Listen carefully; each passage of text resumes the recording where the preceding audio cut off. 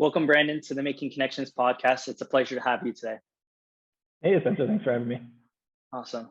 So, just like with all the other podcasts, I want to get straight into it, and I'll let you talk to all the viewers and let them know how long you've been a registered kinesiologist. And then from there, you can chat them up and let them know your background story.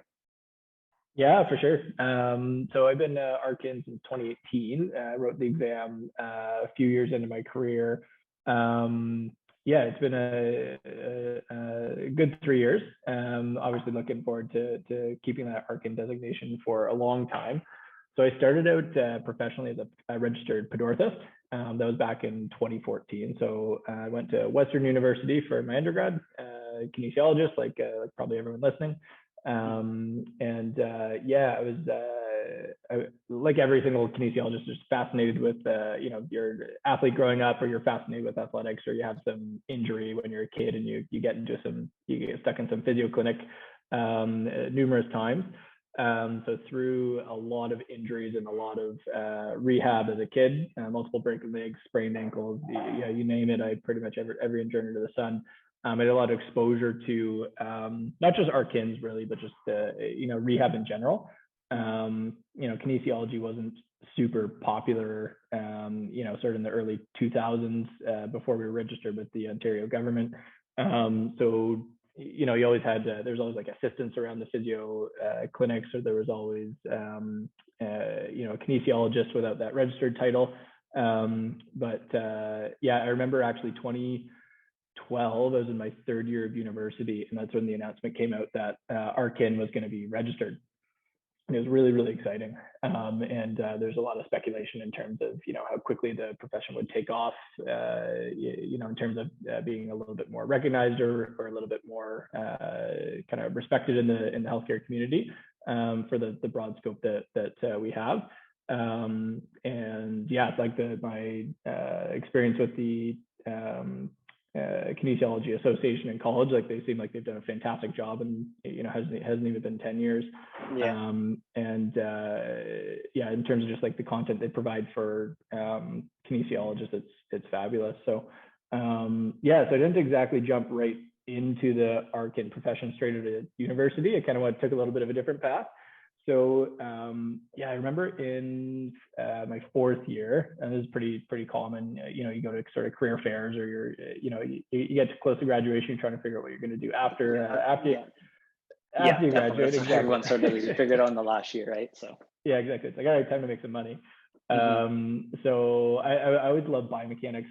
Sports injuries were a lot of fun in my undergrad at Western. Anyways, I was at a social, and I just talked to the right person at the right time, who was actually had completed their Pedorthic education. So Pedorthics, for those who don't know, is a Footcare specialty. It's a 1-year post-grad after your kinesiology undergrad. And you primarily focus on orthopedic footwear, custom-made foot orthotics, and all things musculoskeletal injury-based in terms of the foot. Obviously, we don't focus on dermatology care, calluses, corns, diabetic systemic issues like a chiropodist or a podiatrist would. We're a lot more MSK based. So I got like most kids looking to get into the profession, I got a little exposure in different labs and foot orthotic labs and clinics. And I was really fascinated by the mix of like clinical work, right? We were seeing clients, same as any registered kinesiologist, physiotherapist, chiropractor, all the different therapists would see clients. And then on the other side, we actually are really thoroughly trained on manufacturing custom foot orthotics, which is really cool. Like my dad's worked in construction, so I grew up, power tools in my hands all the time, helping him do this and that. So it's a nice mix, depending on where you go. It's a nice mix of you can kind of get your hands a little dirty, and then you can also help patients sort of in the front end of the clinic. I've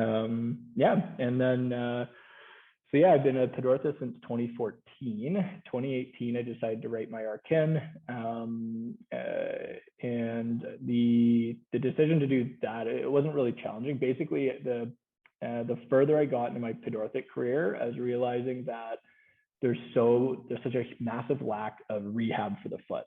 or at least at the time, there's such a lack of awareness that you can rehab the foot from a strength and conditioning perspective. And obviously, most people listening to this podcast, you grow up, whether it's athletics or you do strength and conditioning yourself. You go to the gym and everyone's working out, buys, thighs, and right, biceps, biceps, sides, and chest rather. And no one's doing anything for their base, right? Yeah. So I've always had this sort of idea of like, you need to build your base before you build everything else on top. For sure. So anyway, I'm 5 years into my Pedorthic career, and I'm spending so much time with clients, trying to coach them and teach them that, like, you can strengthen. There are muscles in the foot. You can strengthen and get stronger down there. Mm-hmm. And I just kind of clued in that, what if I get my R.Kin designation, one that gives them a little bit more credibility to be delivering that message and those sort of foot and ankle rehab programs to clients, and quite frankly, you can start billing for it as well. Right? There's not an insurance plan on earth that I've seen that covers Pedorthic assessments, but it's growing in popularity where they'll cover kinesiology assessments, which again is really exciting for the profession. Yeah, definitely. So with that, obviously you went to school, worked as a Pedorthist, and then wrote your R.Kin exam to become a registered kin. Along the way, I know I'm just looking back at like your LinkedIn, and that's one thing when I was chatting with you, you worked as a lifeguard, people I know. And then you had a few sort of internships, and you had some time as well working shortly as a kin, as well as in Australia. I believe you did a short little stint there. Anything during that work once you sort of finished school that has helped you in sort of what you are today in terms of the experience? Like, I'm sure your internship probably played a large role into you actually committing to staying as a Pedorthist. Yeah, so I kind of dip my toes in a lot of different clinics, different types of clinics serving different types of populations. Really just some advice I got going through my undergrad. It's best to find out before you graduate what you like and what you don't like, so you can kind of pivot early if you need to, right? You don't want to find out, 5 years into your career, you don't like to work in a, whatever type of role. So I did a lot of, in like high school, you do a lot of volunteering at physio clinics, and then, at some point you want to get a paycheck for it. Mm-hmm. So, I had a few different stints with just working either under or with physiotherapists, training people. I did a little bit of time with a physio med clinic in the north end of Toronto. Mm-hmm. So that was a lot of strength training and really transitioning clients from a acute rehab plan to essentially maintenance, right? It's like, okay, we've rehabbed this injury. Well, now let's keep you strong. Let's make sure it doesn't come back, which I think is a lot of, most R.Kins that are working in some sort of therapy role are probably in that position. Mm-hmm. And I really enjoyed that. And that actually ties in directly with how I practice as a Pedorthist. So the clinic I work at right now, it's called Aligned Custom Fit Footwear.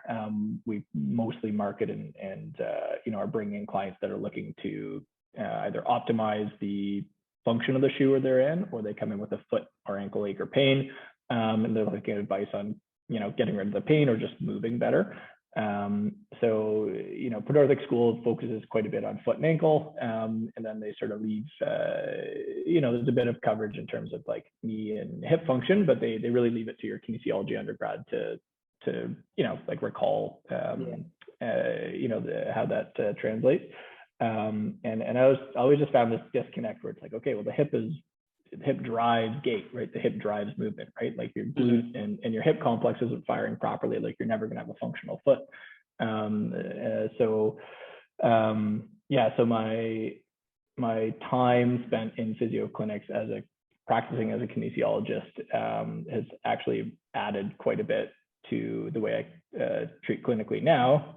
Sure. I can design a nice custom foot orthotic for whatever reason the client feels they need it, but also add a lot of rehab and education in terms of like, look, if you want to strengthen this foot, or the mechanism of the closed kinetic chain of the foot, there's a lot of work that we can do to get there, right? Yeah, definitely. I wanted to just circle back to sort of what you were talking about there for a moment, about how your work as a kinesiologist has helped you in your clinical work now as a pedorthist in terms of like more of the rehab focus.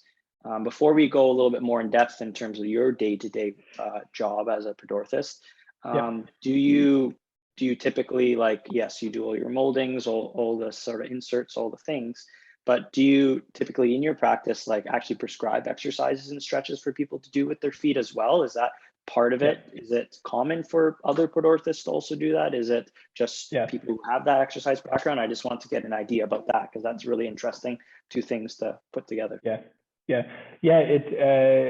I would guess it's probably it's totally anecdotal, but probably 25 to 30% of pedorthists are probably mixing in some foot and ankle exercise program. I spend a lot of time, sometimes a little too much time, trying to convince people to take care of themselves a little bit more than they might want to sometimes. The population we tend to, so like foot orthotics are seen by a lot of people as a sort of a magic tool that can quickly fix a problem. And they can be, right? Like if you were think of if you think of a rigid foot orthotic as a brace, right? You have some like acute tendinopathy going on in the foot, you brace it up, you decrease the load, pain's gonna go away. It's not necessarily the best long-term treatment plan, for sure, because obviously you have to rehab after that. So I've actually transitioned the way I design custom orthotics to be a lot more flexible, mobile, and dynamic. So at our company, we design them not differently from, it's not like we're pioneering this brand new technology that's never been done before, but it's pretty uncommon in the custom foot orthotic industry to be making soft-based dynamic devices that do much more than just provide arch support. There's a bit of a reputation in the industry that everyone's making these rigid, hard 4 millimeter thick plastic orthotics that take up your whole shoe, and you gotta exactly, it's the reputation. So so I really like to design. It depends on the client, right? So you got a client that comes in and they want a something that's just gonna be this magic tool and to brace their foot up, and that's what they've been using for 20 years. You got to work with that, right? It's all about expectations. But for those that are willing to learn, I will spend a lot of time actually going through a rehab program, teaching them foot and ankle exercises. And you just have to, the biggest thing, the biggest piece of advice I'd give to other pedorthists out there that are listening to this, or other kinesiologists that work in a clinic that provide custom foot orthotics, they're provided by lots of different practitioners. It's set really clear expectations in terms of what they can do and what they can't do, and then like expectations in terms of, okay, this exercise rehab program that we set, 2 days of exercise is going to get rid of your chronic condition or your big ankle dysfunction. But if you really, really want to go down this route and you want to put the time and the effort in, you can do some really, really impressive rehab, and you can really optimize the function and the posture of the foot more than a lot of people think, with daily focus and commitment to an exercise program. One of the best examples was actually on myself. So like most people in our industry, there's about a three and a half months where everyone was sitting at home doing nothing at the start of the pandemic. We're all jobless, or we're all coaching people online, trying to find something. Anyways, so I didn't have a whole lot to do other than read and cook good food all day during the pandemic. So I've got as I said earlier in our discussion, I've a pretty much every injury under the sun you can name.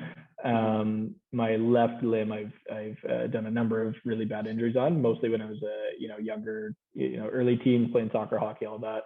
And anyway, so long story short, I'm in my 30s, and now this left limb's a problem.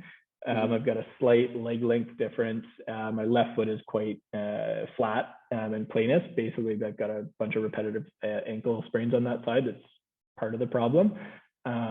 Anyway, so like when pre-COVID, we're all busy, we're all in our careers, we got family, friends, and all this stuff. So you don't necessarily put in as much rehab time as you'd like to.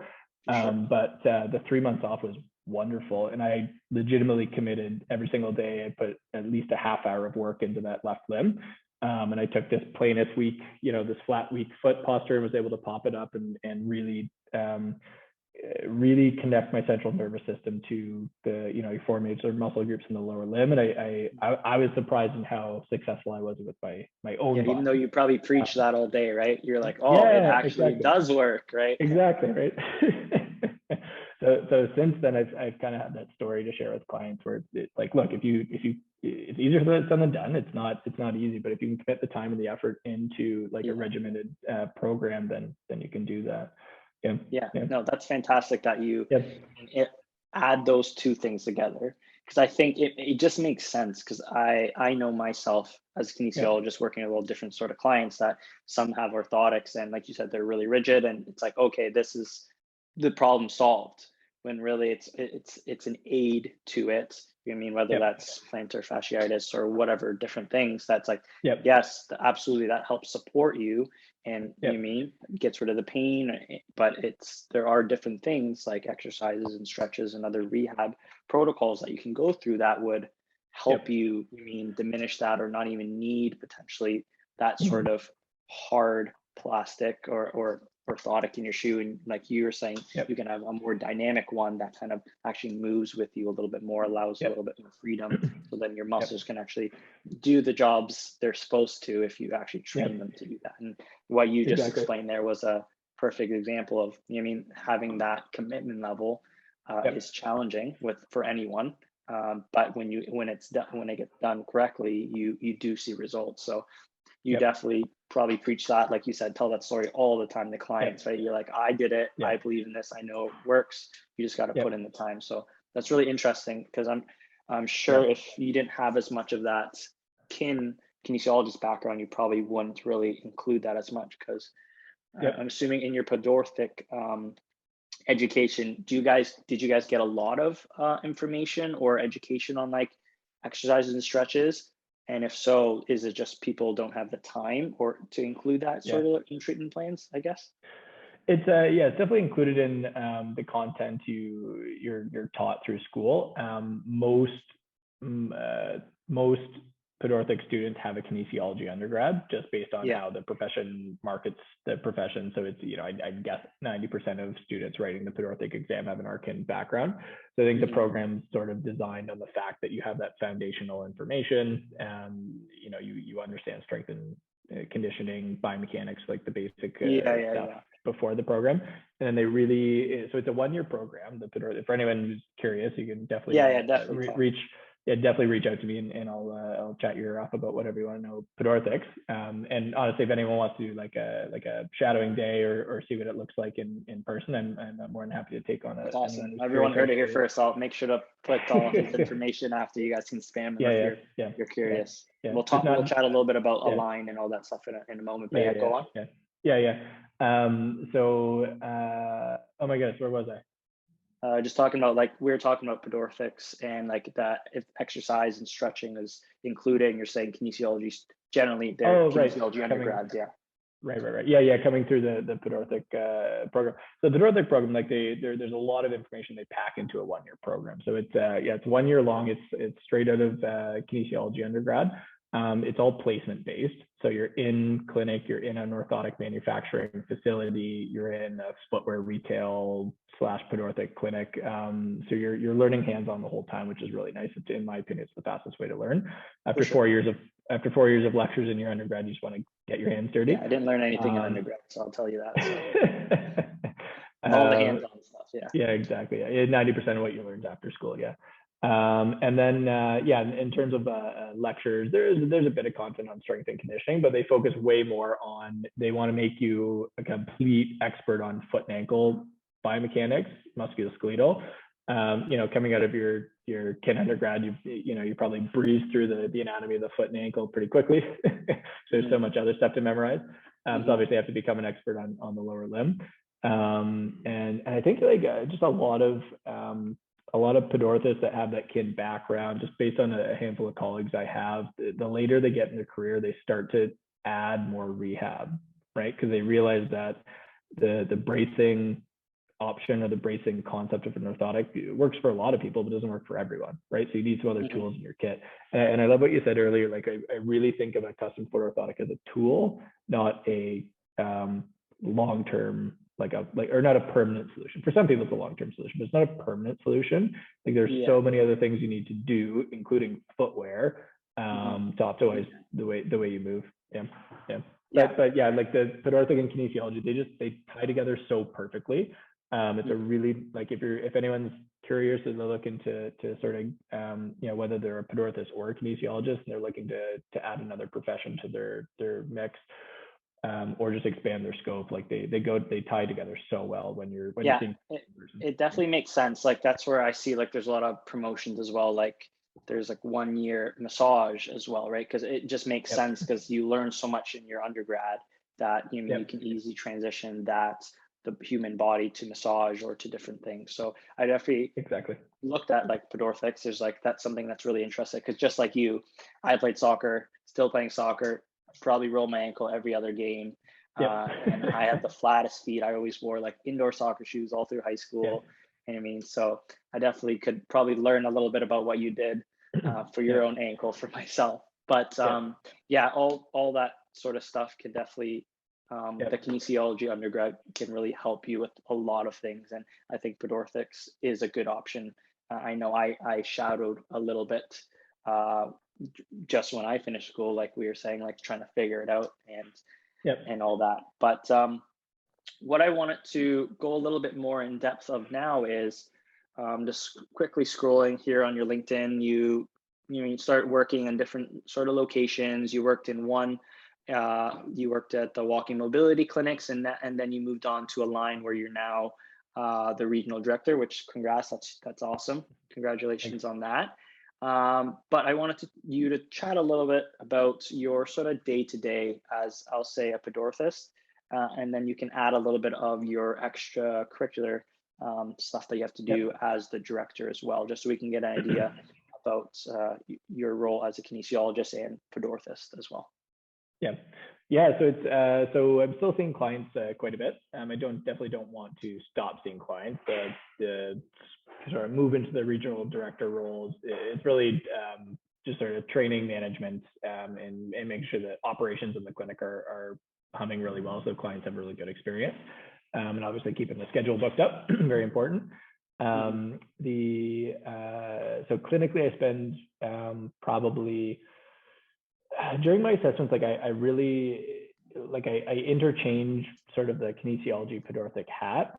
Obviously, if someone comes in, they're coming for a kinesiology assessment, they're aware, right? And we're focusing mostly on that kin focus. If someone's coming in, they just want foot orthotics or they want footwear advice, we're doing sort of that Pedorthic assessment. For sure. But they just always end up blending, right? Like there's just so much overlap. So the way we do things, we do what's called a body align assessment. So it's a 1 hour long appointment. It includes a 15-minute tutorial on how to buy footwear. Main reason is you want custom foot orthotics for whatever reason. I can do the most thorough evaluation. I can be the most brilliant clinician in the entire world, make the perfect custom orthotic, teach you 10 exercises to do. And if it doesn't go into a shoe that functions the way your foot functions or moves with your hip, the whole treatment plan goes out the window. For sure. So a lot of the time when you come to see a Pedorthist, you're going to get a lot of advice on footwear, whether it's running shoe, casual shoe, dress shoe, this or that. In terms of our assessment, like we do full head to toe evaluation, similar to any kinesiologist physio would do. And then we get people walking on a treadmill. We'll do like a slow motion gait analysis on a video, like a video screen. We mark it up with an app called Coach's Eye. It's pretty popular. And we use that to really show clients their dysfunction. Even for clients who don't have an acre of pain, we actually get a lot of clients coming in that just have a proactive mindset, which is really nice. It's really nice having a client come in that's, it doesn't happen all the time, but they're pain-free. It happens quite a bit at our line, actually. They're totally pain-free and they're coming in, they're like, hey, my brother came and, you guys fixed this and that. He said the appointment was really cool. And I just I want to know if I move well or not, which I think is really exciting. And I think that's a direction the allied healthcare profession needs to hopefully promote a lot more. is getting For people sure. to care about their MSK system, right? Like as a whole For unit. sure. And we're always telling people, like, you know, if you can correct a small mechanical dysfunction now, you're saving yourself thousands of dollars of rehab or surgeries or who knows what down the road, and a whole lot of time and pain. So that's how we think of our, you know, our client experience every time someone comes in. And then our treatment plans can range anywhere from just coaching people on their footwear, whether they have good shoes themselves. Like we'll tell people, you know, bring all your shoes, bring 10 pairs of shoes. I guarantee one of them's good for you. Probably just don't know which one it is, right? Yeah. Or one of them's like legitimately causing your pain, and we literally just need to upgrade the shoe. Yeah. A lot of our clients are coming in looking for custom foot orthotics, and then just depending on how dysfunctional they are, it'll be a little harder, a little softer. And then if clients are really interested in the rehab section, I'll typically book a follow-up appointment. Just the way we structure, you can only pack so much in a 1 hour session. And I basically I'll let clients know. I'll say, you know, look, you've got you know, ankle dysfunction going on. You know, 50% is being driven from the foot, 50% is being driven from the hip. I can optimize and improve the way your foot moves, you know, these percentage points, but the hip is a big, powerful joint. Like it drives a lot of motion. So, you know, whether you come back and see me and I give you some sort of like preliminary work to do with in terms of like fixing a pelvic alignment or a pelvic rotation, or we send you off to a physiotherapist, like it's a really important component in your treatment plan. And I think people really appreciate that. There's, you know, a lot of people that have bad experiences in healthcare. I think they're, you know, they maybe seen someone who is trying to fix it all. And I think one of the most valuable lessons I've learned in my career is like, if you can't fix something, or you just don't have the tools on hand, or it's just something's just not 100%, just be honest with the client and be like, look, the human body is really complex, right? You can't pretend to like figure out you're going to find root cause in 45 minutes on every single client. And sometimes there needs to be follow-up. So so that's it. In terms of the like assessments, that's kind of my style with assessment. I try to give people like a short-term plan or a long-term treatment plan. So at my company, I'm seeing clients about 3.5 days a week. And then the other day and a half, and basically making sure operations are humming really well, keeping the schedule booked up, keep training other clinicians. So we've got a mix at our clinic. We've got two. So I'm a kinesiologist and a pedorthist. We've got a pedorthist and athletic therapist on staff, and then we have two chiropodists. We're always looking for new talent. So anyone keen on joining our team and learning from a group of different type of foot care specialists, we're definitely a fun group. We always like to collab. We'll do case studies on challenging clients, and it's really helpful that we take those videos, right? So we can, you know, come in as a group and we find some, For sure. You know, really challenging case and put 4 brains together. You can get some really good results. And right now that's really my week to week. I guess the exciting part of the regional director role, I just love teaching people. I love coaching. I love mentoring. I love training. At that level, that's all. That's what a lot of it is. Like you said, it's the operations, it's the teaching, it's managing everything. So no, especially if you like it, and that's something too with in my like previous roles as a kin. It's like, okay, I want to move up, but I like teaching, so it makes sense in terms of moving into more managerial roles, especially helping newer kinesiologists or pedorthists, or helping onboarding, or educating the client and making sure their experience is good, because that's what they remember is the experience when they go through that. So with in terms of your sort of day to day, just as a pedorthist, typically is I'm trying to think how to frame this. People come in for the assessment to get their orthotics, and that's like the main assessment. And then you said you may book them in if they're interested in more rehab stuff for a follow-up. But typically speaking, are most of your sessions like one-time assessments? Are they two, or are they like 3+? Like, what would you say the ratio is there? I know I have an idea, like most people probably come in just for the orthotic, get some education, and they're on their way, sort of thing. But I wanted to hear that from your end. So like certainly 90% of clients are coming in, they're getting their orthotic, being on their way, and you know, it's just the industry.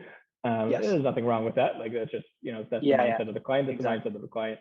But then there are 10% that get really engaged with our concept of body alignment, which is, again, it's how most therapists are viewing the body nowadays. Everything's connected, fascial chains and all this. For sure. Like those are the fun clients, right? Because you get to see them again, you build a little bit more of that personal relationship. And like, don't get me wrong, like manufacturing custom orthotics is inherently fun, but when that's 90% of what you do, it can get mundane or it can seem repetitive. So you get that 10% of people that like really they're as excited as we are as kins about like muscles and bones and body movement, right? Yeah. Which I'm always reminding myself that like, okay, not everyone cares about this as much as I do. Yeah. Some people just like, okay, like thanks. You're like, yeah. It's like, all right, foot nerd, great. But it's fun, right? So you get someone back, and then the cool thing is like every now and then you get someone who commits to the rehab plan. Right. So typical case, you got like you've got a 15-year-old teenager, just completely planovalgus flat foot, right? There's central nervous system control of the deep posterior group, which will pop that arch up, and there's potential. And I've got a couple of tricks where I'll show the parents and I'll be like, look, like there's a lot of potential here. We just have to train his brain. And every now and then you get a kid, right? There's always an incentive you have to kind of toss in to get them to commit to, like you remember you're 15, you weren't exactly just going to jump all over a strength and conditioning coach or strength and conditioning program, but right, if you can get it into their head that this is going to improve your soccer skills, it's going to make you a faster cross country athlete, or it's going to prove this or that, they buy in. And I've had a couple results where we made a functional custom orthotic. It's improved the posture of the foot by 20%. Like you really can't correct 100%, and especially with someone's first time getting a custom orthotic. Yeah. And then the idea really is, the custom orthotic is putting you into a more neutral, I don't even like neutral posture, so a more efficient posture, so that the four major muscle groups of the lower limb are working in coordination, and then the central nervous system starts learning that repetitively. But on top of that, you got to start strengthening the muscle groups, right? And getting the right muscles firing at the right time. So that's the cool part where, we'll have like a pediatric case come back 6 months later, and their foot posture index has actually improved, not on the orthotic, like barefoot, right? And it's because they've been wearing the orthotics consistently, which is stimulating the central nervous system, and they've been doing the exercises on top of that. I've had a few cases where we've actually like increased the height of the orthotic, like as years go on, in terms of like the arch profile. And it gets to the point where it's like, you know what, you don't need these 24/7, right? Nice. You might benefit from them when you're doing your 10K runs, or you now work at a factory and you're again, it's a tool, right? Like you said. Yeah, exactly. But like you can now go walk on a beach barefoot and be fine and keep up with your friends, and that's cool. Nice. Yeah. But the sad part is society. Most people don't want to buy into that, so it's a little bit. It's the same with R.Kin. Like it's frustrating. That's like the same with a lot of health professions. It's like you typical like, oh, your physio send home the exercises. They're like, yeah, and they lose the papers. I don't know. So it's always the best that you have when you have clients that are really engaged. Like you said, that 10% that is really willing to commit, and especially when you see the results in yourself, you see the results in clients, you see that. They put in the work, and you can see that they get the results, and it makes you reaffirm like what you're doing is like helping them, because I'm sure there's people that you do the assessment on, they get the orthotic, and you never see them. You're like, is that actually helping them? And so it's definitely nicer. So one thing, because I'm actually learning a lot from what you're hearing. Like I had a basic understanding of a Pedorthist, and obviously when you think of that, you think solely just like the foot. You maybe would think some of the lower limb, but definitely like as you said, the hip and all that does play a lot of alignment with rotation. I'll say like posture, neutral, whatever you want to call it. With all that sort of knowledge that you were sort of talking about, was that all from school? Was that more from you learning that on the go from your placements or from work, or was there different sort of courses or books or other resources that you use to really help build up your knowledge base to make you the clinician you are today? I think it's honestly, it's mostly just practical experience and working with a lot of really great clinicians. So I've got throughout the several different places I've worked since 2014, I've had the opportunity to work with a lot of different pedorthists, a few physiotherapists, and I'm currently working with some chiropodists and a really bright athletic therapist who just like are so passionate and dedicated in their field, and they're the types of people who wanted to push the boundaries and kind of question old norms and move forward, which is exactly how my mind works. And it sort of pushed my curiosity to kind of think beyond the standard protocols that we all learn. And the biggest thing I find in terms of gait analysis, so I mean, if you want to simplify what I do all day, my day to day, this would have been a good answer 20 minutes ago. It's gait analysis. So I'm just watching people walk nonstop. It's not only at work. I go walk in the mall or go walk in a park, and like I can't stop myself from just analyzing people's gait. That's every pedorthist under the sun. And the biggest thing that really improved my skill set is noticing patterns in foot types, right? So you've got, to oversimplify, you got a higher foot, lower foot, pes rectus foot. There's quite a few more foot types than that, but they generally all tend to move the same way because they all generally have the same types of dysfunctions, and the same muscle groups get stronger and weaker. And early in my career, I had someone kind of like tell me to focus on patterns and types of injuries that are common with different types of foot types, and the dots will just start connecting quite a bit faster. So like most of my clinical skill set, I'd say is two things. One, just being really busy all the time and seeing tons of patients, which is important. Like you just got to get your reps in. Like you're not going to know it all. You're not going to know it all in your first year. You have to try, test and trial, and do a little trial and error. And the second two is just find, really seek really intelligent, skilled, passionate people to learn from. So they'll push you to become smarter, right? Like if you ever feel like you're the smartest person in the room, you got to go to a new room, right? Yeah. Nice. Yeah, that's definitely some things. I know at the end, typically I leave some time for like advice, but like, that's awesome. And I totally agree with all that you're saying there. More so than, was there any, so you're saying obviously you have your underlying knowledge from your kin degree and then your Pedorthics diploma. And then on top of that, of course, your day-to-day putting in the reps and learning. Is there any like courses that you took or books that you would like recommend if people are interested in Pedorthics or learning more about like the foot and gait and all that as well? So one of the probably the best, I'm unfortunately not going to remember the name of it right now, but I can definitely email it to you later. And I don't know if there's a way to get it linked to the podcast, but maybe I'll like pop. I don't know, I'm going to make this into a video. Maybe I'll pop up a picture of the book or somewhere here. Exactly, right here.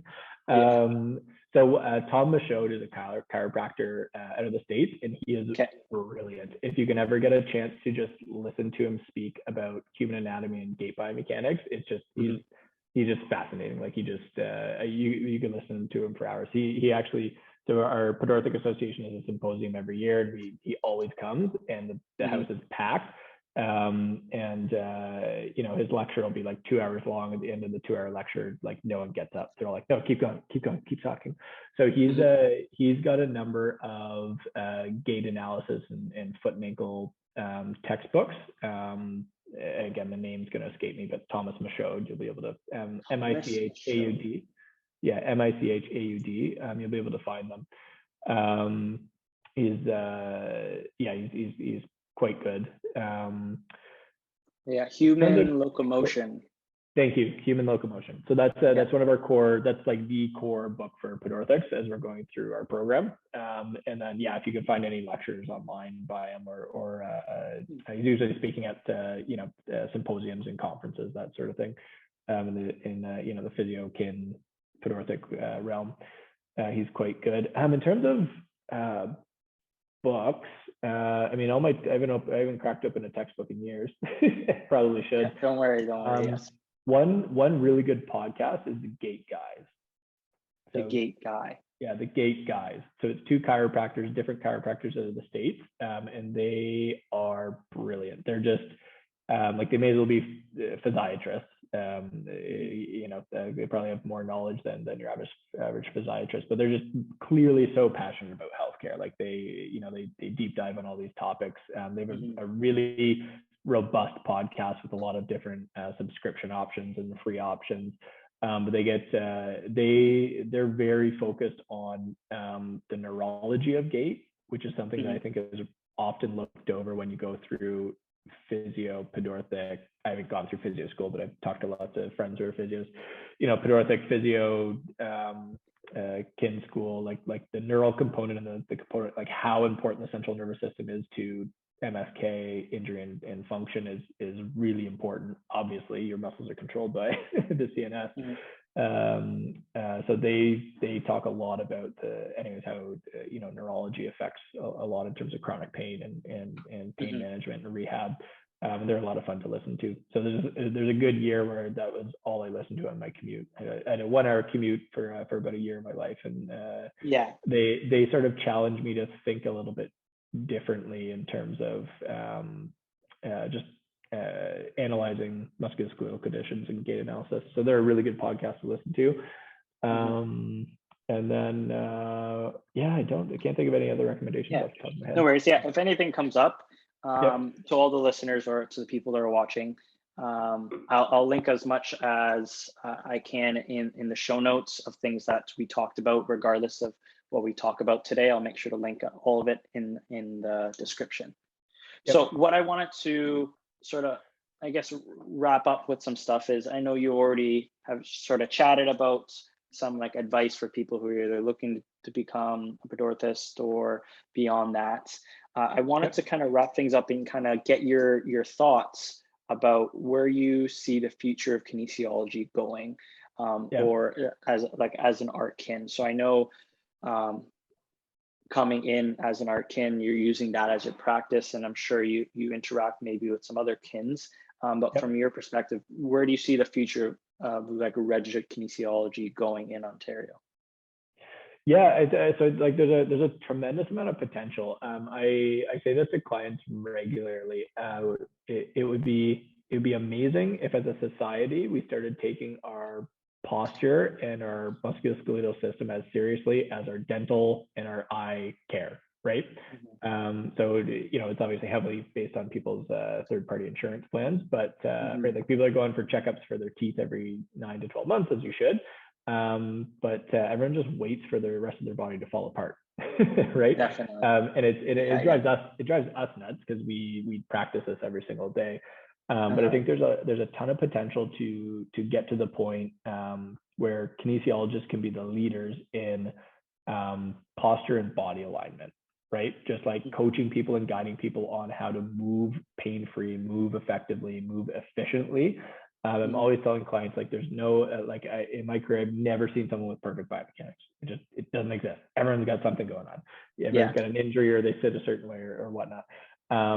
But it's really powerful when you can show someone a dysfunction that they've had, that they've been feeling for years, and they just assume it's normal, and all of a sudden you show them a new way, and they just feel better. So I think there's an opportunity to make it a norm to see someone like a kinesiologist for just like a movement screen, right? Like it should just be part of your regular health cycle. Like you have your annual checkup, you have other sort of check-ins to look at your movement health, for sure. Exactly. And because like everyone, generally you go to see a healthcare practitioner because you've waited so long that you need treatment, like you're looking for treatment. Like it honestly is, and I did not experience this with the clinic I used to work for, because we marketed primarily to pain, right? To like more geriatrics and pain. So that's, what you market is what you get. Whereas the clinic I'm working at now, we really push the proactive mindset. It's like, look, come in for a body alignment screen, and let's just see if you move efficiently, right? You either do or you don't. And if you don't, here's some options in terms of what you can do. Here's some other specialists if we can't help you out in house. It's important stuff, because like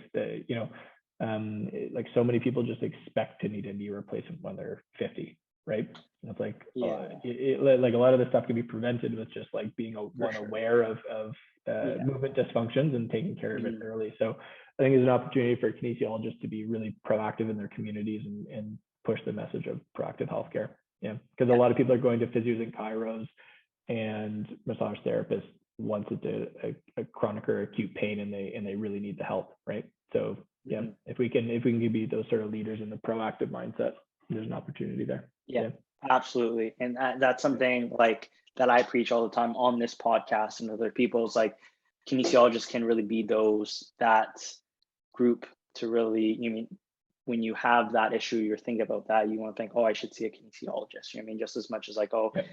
you know what I mean? I have a rotator cuff injury, I go see a physio, or man, I have Yep. low back pain, I see a chiro. Like Yep. we have to develop something where there's a trigger and it's like, okay, like, I mean, I need to start thinking about this. Oh, I should see a kinesiologist. And I think that's something that we need to harness. So Yep. then we can become those professionals, and Yep. mainly here in Ontario. And then as Yep. the profession grows in other provinces and in Canada and around the world, that it can be sort of that mainstay. So that's what I'm Yep. really hopeful as well. Yep.